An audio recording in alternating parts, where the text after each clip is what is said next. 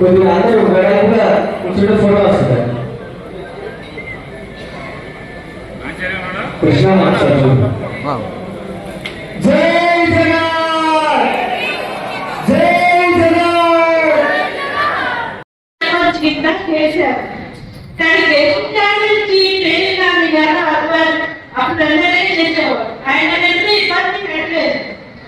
నా దగ్గరికి రావాలి, అమ్మాయి మీకు చెప్పేదే చెయ్యాలి, చెయ్యొద్దు అని ఎప్పుడు కూడా ఆయన చదువుతున్నారు. ఒక కుటుంబాన్ని నడిపితే రావాలి కూడా పేరుపడి కాదు చేసేవాడు. ఎప్పుడు ఏదైనా చేసేవాడు. పేదవాడి ఇంటికి రావడం కూడా వస్తే పొగడగా నేను ఒక వయసు కూడా నిలిపోయానని చెప్పి నాకు చేశారు. నేను చూసి సరే నేను నేను వైసీపీ గెలిపాను, వైసీపీ గెలిపారు పలానా సర్పంచ్ ఇప్పుడు కూడా గుర్తించడం కూడా అవసరం.